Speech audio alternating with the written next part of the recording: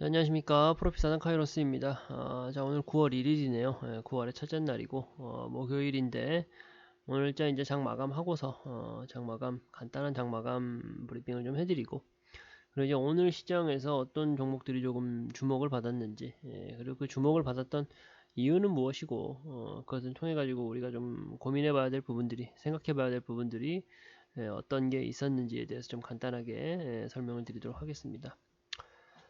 자, 일단은 오늘 시장 그냥 뭐 한마디로 요약해 본다라고 하면은 굉장히 좀 서운하다. 굉장히 서운하다라고 좀 표현을 하고 싶습니다. 힘들게 올려놨던 부분 하룻밤 만에 단 하루 만에 지수는 다 하방으로 빼버렸고요. 조금씩 붙어주던 외인 수급들, 기관 수급들 오늘 또 일제히 다 썰물처럼 빠져나가는 모습 보여줬습니다. 굉장히 좀 실망스러운 모습이 들어왔었는데, 아무래도 이제 일단은 뭐, 사실은 미장 상황이 좋지 않았기 때문에, 미국장 증시 상황이 좋지가 않았기 때문에, 장 초반에 이제 조금 하락할 것이다, 좀 주춤하면서 시작할 것이다 라는 부분은 우리가 어느 정도 예상할 수 있었던 부분입니다. 예상할 수 있었던 부분인데, 지난 화요일장 그리고 지난 수요일장과 마찬가지로 수요일장과 마찬가지로 중국 증시 이제 개장에 앞서가지고 다시 이제 같이 좀 치고 아시아장이 좀 치고 올라가는 모습을 보여주지 않을까 싶었는데 웬걸 이제 중국에서는 뭐 청두를 봉쇄하겠다라는 소식에 중국 지수가 또 좋지 않은 모습 보여줬고요. 덩달아서 우리 지수 장 중반에도 그리고 이제 장 마감하는 순간까지도 계속적으로 낙폭을 키워가는 모습으로 장 마감했습니다. 일반적으로 이제 전 영역에서 좀 좋지 않았다. 일단 뭐 음봉 폭만 보시더라도 음봉의 그 크기, 장대 음봉을 그리면서 내려갔기 때문에 뭐 시총 상위 종목은 물론이고 개별 특징적인 좀 이슈가 있었던 작은 종목들을 제외하고는 시장 전반적으로 2,000개가 넘는 종목 80% 이상이 하락하는 좀 속상한 장이 펼쳐졌다라고 말씀을 좀 드릴 수가 있을 것 같습니다. 환율 같은 경우도 이제 계속적으로 올라가고 있어가지고 1350원, 1350원 넘어 1354원으로 마감했죠.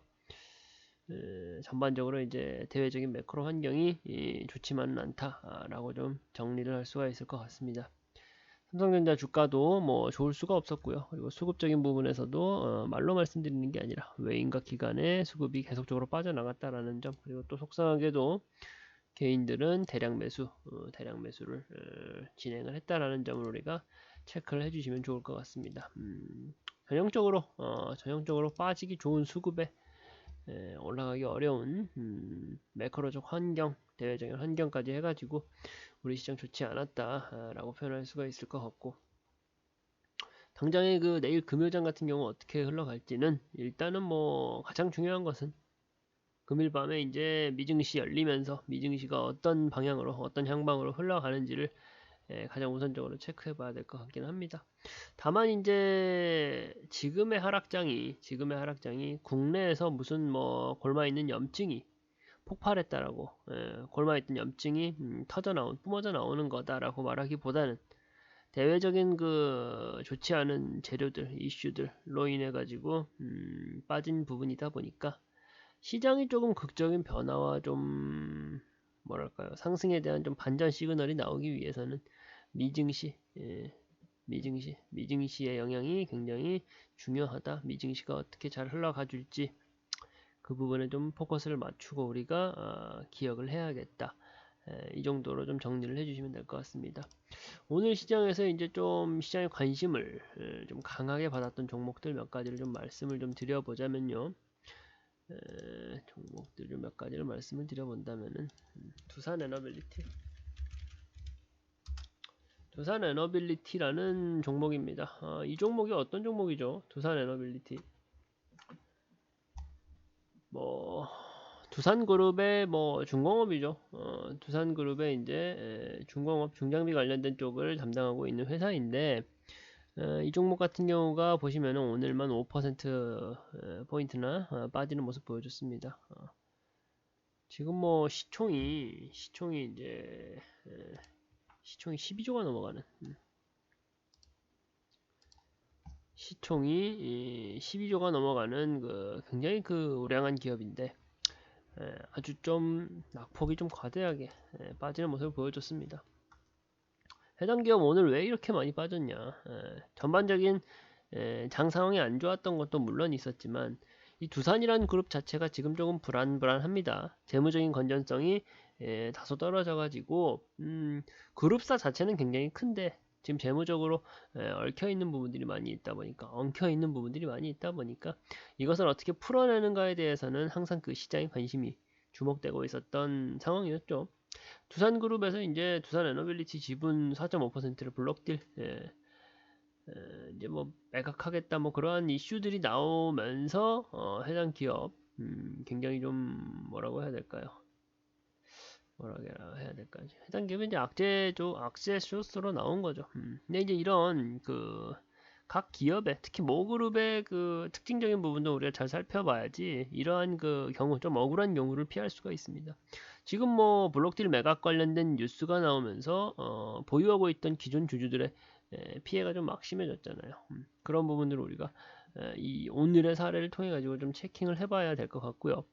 사실상 이제 재무적인 지표를 떠나서 이런 비재무적인 예를 들어서 기업의 이제 경영 환경이라든가 과거에 이제 기업이 어떤 식으로 경영을 해왔는지 뭐 블록딜을 통해서 주주들의 가치를 훼손시키면서 그런 뭐 기업 활동을 펼치는 그런 기업에 대해서는 우리가 한 번 더 돌다리를 두드려 볼 필요가 있죠. 단순히 그 기업의 기본적인 재료 가치가 좋은지를 떠나서 그런 부분을 좀 잘 보여주는 예시가 되어줬다. 두산이런 그룹 얼마나 큽니까? 크기는 여기 판교 분당에 굉장히 크게 4억도 지어놓고 굉장히 큰 기업인데도 불구하고 이런 주주 가치를 훼손시키는 그런 결단을 공시를 발표하면서 좋지 않은 모습을 보여줬다. 그래도 이제 뭐 두산에너빌리티 가지고 있으신 분들이 있을 수 있으니까 간단하게 이제 기술적인 차트로 좀 살펴본다라고 하면은 사실은 이제 지금 시점에서 너무 어렵습니다. 두산에너빌리티라는 기업이 지금 시점에서 이미 좀 낙폭이 굉장히 크게 나오고 있거든요. 낙폭이 굉장히 크게 나오고 있다 보니까 저는 그렇게 봐요. 저는 오히려 당장 뭐 위쪽으로 어디쯤에서 우리가 청산값을 바라봐야 되느냐 보다도 지금 제가 봤을 때 이제 내일장도 좀 주춤하면서 빠질 가능성이 있거든요. 지금 제가 이 박스권을 그려놓은 특히 이제 하단 16,000원 단까지는 충분히 내려갈 수 있는 종목이라고 보고 있습니다. 충분히 내려갈 수가 있어요. 그러다 보니까 지금도 이제 오늘만 하더라도 낙폭이 상당한 편이어가지고 힘들다 하시는 분들이 있으실 텐데 사실은 이제 19,000원 단을 우리가 이제 뭐라고 말씀을 드려야 될까요? 19,000원 단을 좀 손절 라인, 생명 라인으로 잡아두시고 차라리 16,000원 단 저항 라인에서 좀 받칠 때 그때 차라리 재진입을 하시는 게 기술적으로만 제가 말씀을 드리는 겁니다. 낙폭이 더 과대가 될 수가 있어요. 그렇게 되면은 손해 폭이 더 커지다 보니까 그 부분을 좀 그런 식으로 좀 현명하게 대응하는 것도 좀 좋은 방법이지 않을까라는 생각을 좀 드려보고 싶고요. 해당 종목 지금 이슈가 너무 안 좋고요. 그리고 이제 주식시장에서의 심리적인 이미 주식시장의 주주들의 민심이 좋지가 않아요. 주주들의 이제 심리가 아주 좋지 않다 보니까 약간의 지금의 하락 릴레이가 좀 이어질 수 있다라는 말씀을 좀 드려보고 싶습니다. 어쨌든 두산에너빌리티라는 종목을 통해 가지고 뭐 기업의 재무적인 가치가 아니죠. 비재무적인 가치가 얼마나 또 우리가 주식 투자를 할 때 고려를 해야 되는 대상인지에 대해서 한 번 더 체크를 좀 하면서 넘어가면 될 것 같고요. 그리고 다음 종목으로 박셀바이오라는 종목을 좀 봐볼게요. 박셀바이오라는 종목을 좀 봐보겠습니다. 박셀바이오라는 종목은 어제도 제가 말씀을 드렸던 종목이죠. 박셀바이오. 오늘만 지금 얼마나 16%나 빠지는 모습 보여줬습니다. 아무래도 이제 그 임상시험 관련해 가지고 박셀바이오는 그 제약바이오 관련된 종목이죠. 제약바이오 관련된 종목이고 항암 면역 치료제를 뭐 연구하고 뭐 연구 개발하는 기업이다라고 보시면 되세요. 이 기업 같은 경우는 제가 어제도 말씀을 드렸었는데 낙폭이 더 커질 가능성이 크다라고 말씀을 드렸어요. 왜? 지금의 이제 고점을 찍고서 하락 곡선을 그리고 있는 이 이유가 무엇인지를 살펴볼 필요가 있는데 제약바이오 같은 경우는 조금 이제 제가 과장을 보태면 뭐 아니면 도 그런 결과를 보여주는 경우가 많습니다. 그렇죠. 근데 이제 그 뭐 아니면 도가 주로 어떤 데서 발생하느냐? 임상 1상, 2상, 3상 뭐 임상시험에서 결과가 좋았다, 안 좋았다에 관련해 가지고 해당 기업의 주가가 아주 압도적으로 크게 상승하는 경우가 있고 또 거꾸로 반대로 압도적으로 크게 하락하는 경우가 있죠. 근데 이 기업 같은 경우는 지금 이렇게 내려가고 있으니까 무슨 일이겠습니까? 임상시험 실패했다. 임상시험에 대한 그 반응이 좋지가 않다라는 이슈로 인해 가지고 빠지고 있는 겁니다. 실제로 간암치료제 임상 이상 결과가 지금 뭐 좋지 않죠. 좋지 않고 또 거기다가 공식적으로 발표한 입장문이 거짓말이 아니냐라는 의혹 제기까지 되고 있는 상황이라 해당 기업의 주가가 계속적으로 빠지고 있는 상황인데요. 제가 더더욱이나 말씀드렸어요. 제약바이오에서 저희 프로피사단이 재미를 봤던 적이 있다 없다? 당연히 있죠. 당연히 있어요. 당연히 있긴 한데 지금 우리의 그 시황을 놓고 봤을 때, 지금 우리의 주식시장의 시황을 놓고 봤을 때 제약바이오처럼 약간은 위험성을 더욱더 동반하는 섹터, 산업에 대해서는 우리가 조금 조심할 필요가 있지 않겠느냐. 왜? 지금 시장이 너무 안 좋으니까. 이런 시장에서는 오히려 보수적으로 접근하는 게 맞지 않겠느냐라고 말씀을 드리면서 제가 뒤에도 설명을 드리겠지만 네이버나 카카오 같은 차라리 IT 대표주를 우리가 보는 것이 IT 대표주를 보는 것이 오히려 더 좋지 않겠느냐. 라는 좀 제안을 드리고 말씀을 드렸었어요. 박셀바이오라는 종목 어제도 제가 말씀드렸잖아요. 낙폭 더 커질 가능성이 크다. 그리고 이제 또 말씀드리고 싶은 부분이 뭐 차트적으로 제약바이오 같은 경우는 기술적으로 볼 게 사실은 별게 없다라고 말씀을 드렸어요. 뭐 지지라인, 저항라인, 횡보 구간이 길었다고 해가지고 올라가고 그런 게 아닙니다. 결국은 임상시험에 실패했다, 성공했다. 거기에 대한 기대감으로 인해 가지고 올라가고 그 기대감이 꺼지면 굉장히 빠르게 식어버리는 게 제약바이오 종목이다 보니까 일단은 오늘도 시장의 관심이 굉장히 높았습니다. 아무래도 그렇다 보니까 검색량도 많았고요. 그리고 해당 기업에 대한 그 토론은 굉장히 많이 열렸던 걸로 알고 있습니다. 저희 프로피사는 이런 종목 안 했잖아요. 제약바이오 종목 안 했잖아요. 그런 데서 좀 뭐랄까요, 투자의 아이디어라고 해야 될지 아니면 투자의 그 노하우들을 좀 쌓아 보셨으면 좋겠어서 오늘자 뜨거운 종목 중에서 또 박셀바이오라는 종목도 제가 한번 말씀을 드려봤고요. 그리고 또 이제 연달아서 바로 말씀드리고 싶은 게 카카오하고 네이버죠. 카카오라는 종목은 제가 방송에서도 말씀을 드렸던 것 같은데 매수 타점 제가 잡아보겠다라고 말씀을 드렸어요. 지금 코스닥 지수가 어떻게 되고 있죠? 계속적으로 빠지고 있죠. 기술주, 미국의 기술주 중심으로 구성되어 있는 코스닥 지수가 계속적으로 빠지고 있습니다. 그렇다고 한다면은 가장 크게 타격을 받는 게 미국도 마찬가지지만 국내 IT 기업들, 기술주 중심의 나스닥, 우리 국내에서 기술주 코스닥, 특히 그 안에서도 IT 관련된 업종들이 힘들 수밖에 없어요. 매크로적인 여건이 안 좋은 거 플러스 해가지고 기술주들은 더더욱이나 안 좋은 거죠. 왜? 나스닥 지수가 올라가지 못하고 있으니까. 카카오나 네이버 같은 종목도 대표적인 IT 대표주죠. 기술주입니다. 나스닥 지수 못 올라가서 힘들어할 때 카카오, 네이버 갈 수가 있겠어요? 당연히 없죠. 당연히 없어요. 당연히 없긴 한데 일단은 좀 큰 방향성으로 봤을 때 지금 이 카카오라는 종목이 고점 기준으로 17만 3천원이었죠. 17만 3천원을 찍고 계속적으로 우하향하고 있어요. 계속적으로. 그래서 현재는 7만원대 가격선을 형성을 하고 있습니다. 7만원대 가격선을 형성을 하고 있어요. 지금의 이 가격선이 어떤 가격선이냐? 지금의 이 가격선이 지금 이 라인이거든요. 이 라인입니다.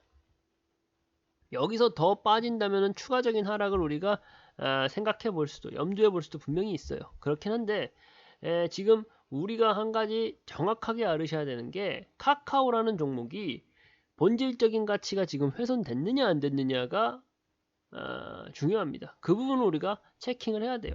카카오란 종목. 우리가 그 카카오 관련된 그룹주를 통해 가지고 정말 많은 일들을 합니다. 택시를 타고요. 대중교통을 이용을 하고 뭐 내비게이션을 보고요.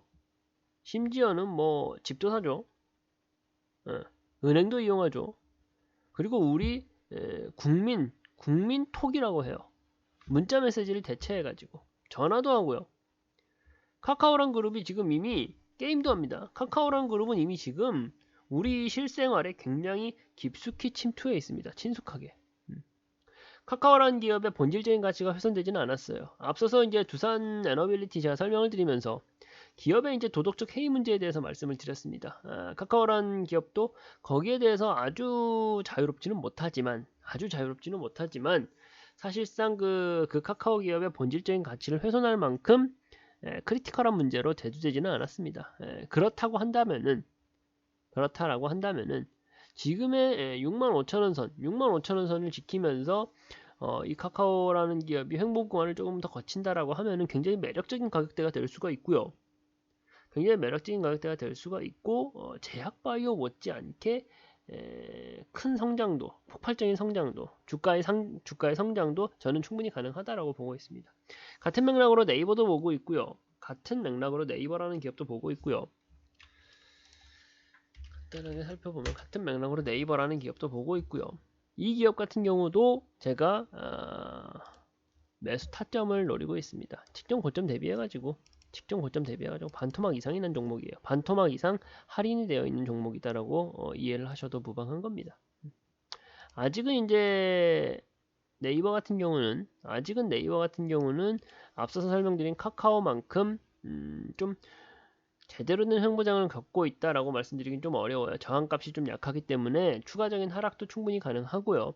그렇다 보니까 약간은 지금 당장 곧바로 매수 타점이 나오기는 좀 어려울 것 같습니다. 하지만 앞서서 설명드렸던 카카오 같은 경우는 제가 굉장히 예의주시하고 있어요.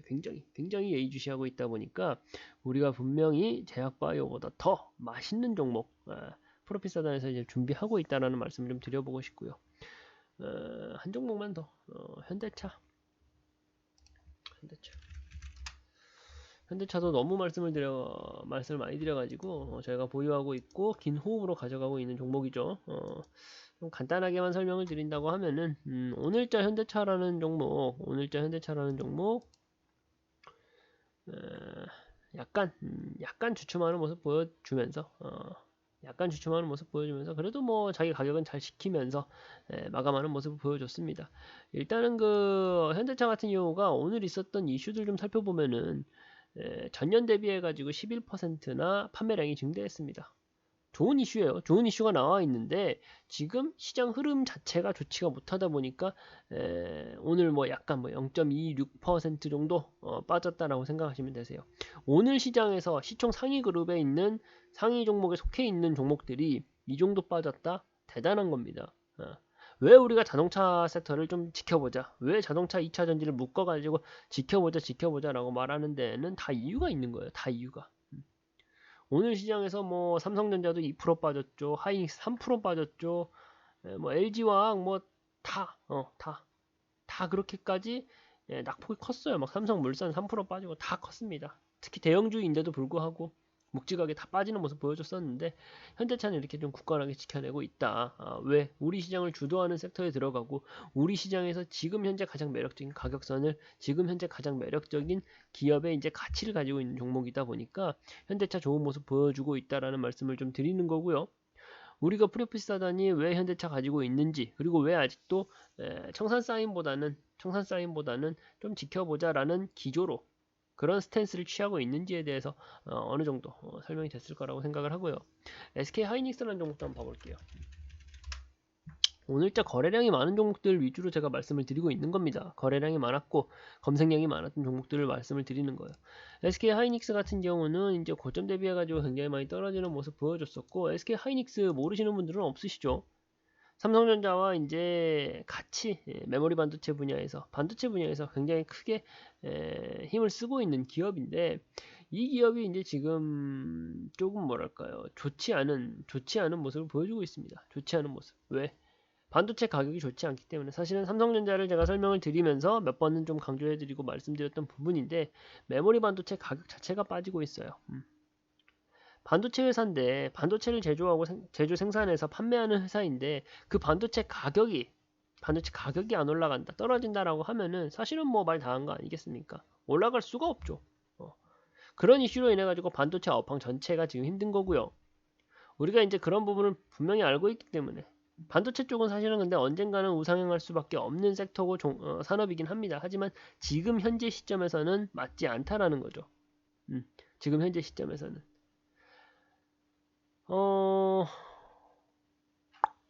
SK하이닉스도 이제 간단히 뭐 가격 전략 좀 세워보면은 조금 더 빠질 수가 있어요. 근데 가격적으로 지금 많이 지금 빠져 있는 상태이긴 한데 근데 지금 반도체 업황이 좋지 않아가지고 당장에 매수 타임을 보는 건 좀 좋지가 않을 것 같고요. 당장에 그 매수 포인트를 잡아내는 건 사실은 썩 좋은 방법은 아닐 것 같고요. 8만원 후반대까지 또 빠진다 그러면 또 추가적으로 8만원 초반대까지도 빠질 수가 있거든요. 그러다 보니까 한편으로는 좀 어렵습니다. 어렵다는 걸 알고 있는데 물량을 좀 덜어내면서 차라리 가격적으로 더 낙폭이 과대해졌을 때 다시 추가적으로 물량을 잡는 식으로 약간의 위험, 리스크를 좀 회피하는 방법도 좋지 않을까라는 좀 설명을 드려보고 싶고요.